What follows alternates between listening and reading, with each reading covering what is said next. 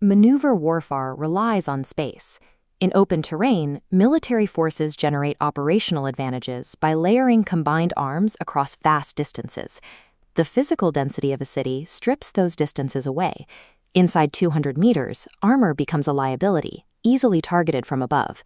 Close air support proves too imprecise over structures that civilians still occupy. Concrete walls and floor slabs absorb radio signals, degrading communications. Higher echelon support vanishes. The burden of combat drops rapidly down the chain of command. Battalions do not breach floors. Brigades do not clear rooms. The entire operational reality compresses entirely onto the shoulders of a single 9 to 13 person squad. This wireframe model illustrates the shift in terrain logic. The city operates as a volatile, continuously active three-dimensional stack. Tactical doctrine simplifies this vertical stack into the four-floor model, organized around three primary planes: streets, sewers, and skylines. To survive, a squad must operate across all three planes at once. Focus entirely on the street, and you take fire from the roof. Secure the roof, and the enemy resupplies through the basement. Ignoring any single vector guarantees defeat from the unaddressed plane. Looking at this dense architectural layout, the rules of movement shift. In open environments, troops bound from a ridgeline to a cluster of vegetation. In the urban core, formations must bound by structure, from a doorway to a breached wall, as structural geometry dictates the limits of cover. Walking down a street's centerline exposes a squad to fire from buildings on both sides. Movement requires hugging structural walls to mask visual and thermal signatures, minimizing the angles from which the unit can be engaged. At the surface level, certain spaces act as linear danger areas. Large open plazas, wide urban alleys, and critical intersections force squads to briefly abandon cover, creating predictable engagement zones. This schematic illustrates the four-corner problem. The threat comes from adjacent buildings, where upper-floor windows create intersecting fire vectors converging on the crossing element. Squads mitigate this by executing multiple short bounds to intermediate cover, or moving armored vehicles forward to screen the dismounted infantry. Surface movement in the urban fight requires an active, continuous mathematical exercise in minimizing geometric exposure. This cutaway shows the required geometry for three-dimensional isolation. A squad must establish a surface cordon, cover rooftop networks, and seal basement accesses. Without this 3D quarantine, the enemy simply withdraws through unmapped routes to an adjacent building and continues the fight. Once isolated, the entry point dictates the terms of the fight. Ground floor entrances are almost always prepared with explosive devices and barricades designed to funnel an entry team into a concentrated choke point. Entering at ground level forces a bottom-up clearance against a defender who has pre-sighted the stairwells. Inserting onto the roof for a top-down clearance disrupts the defender's preparation, though it limits the squad's own withdrawal routes if the operation stalls. Applying explosives to interior walls creates a mouse hole, allowing a team to move horizontally between rooms without stepping into an exposed street. The structural point where a squad penetrates the building irreversibly shifts their clearance trajectory, dictating their overall probability of survival.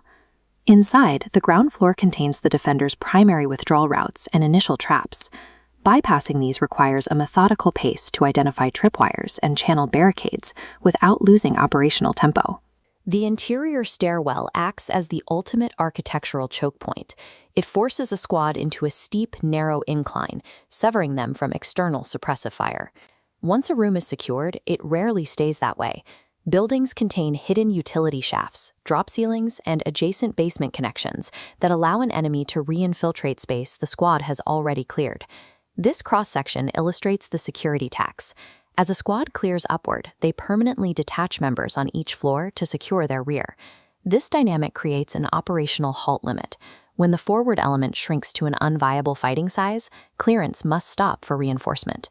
A squad's forward momentum is strictly governed by the mathematics of structural security. The architecture itself imposes a hard physical limit on clearance operations. Looking at these combatants inside a concrete archway, we see the extensive exploitation of the subterranean layer. This infrastructure ranges from standard municipal sewers and storm drains to sophisticated, purpose-built tactical networks. Underground, the atmosphere itself is a threat. Operations require multi-gas detectors to identify invisible hazards like accumulating methane, toxic hydrogen sulfide, and carbon monoxide. standard military gas masks are useless in oxygen-depleted environments. Sustained operations require heavy, time-limited, self-contained breathing apparatus, or SCBA. Tunnel combat demands highly specialized kit. The geometry amplifies muzzle blasts to deafening levels, requiring extreme confined space hearing protection, while the density of Earth necessitates wired field telephones instead of radios. If a squad encounters a tunnel without this specialized equipment, the leader's decision rule is strict. They do not pursue. They default to surveillance and denial of the access point. The subterranean plane is uniquely unforgiving. Entering it without proper equipment guarantees casualties from conditions the squad cannot manage. Sealing the surface accesses is the only viable professional response. The most dangerous moments in any urban operation occur in the physical transitions between the surface, the subterranean, and the vertical planes. This diagram highlights transition seams in flashing orange. Whether descending a manhole or crossing rooftops, architecture forces the squad into a vulnerable, single-file geometry. Survival dictates tempo. If exposure is the risk, prioritize speed. If the destination threat is unknown, extreme deliberation is required. Mastering these opposing tempos is the only way a squad prevents getting caught and systematically destroyed during the transitions of the urban stack. Panning across this devastated landscape reveals the immense architectural complexity of the urban battle space.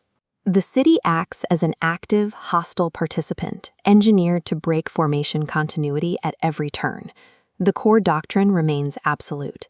A unit must actively manage the streets, sewers, and skylines simultaneously. Neglecting any single vector invites catastrophic failure from that blind spot. This model tracks a squad simultaneously across a rooftop, interior floor, and sewer grate. Split across 3 planes, they use degraded comms for unified awareness. Under extreme cognitive load, the squad leader manages 3D geometry, atmospheric hazards, and attrition, making high-stakes decisions every few seconds. Survival in the urban core is achieved solely through extreme discipline, tactical precision, and an absolute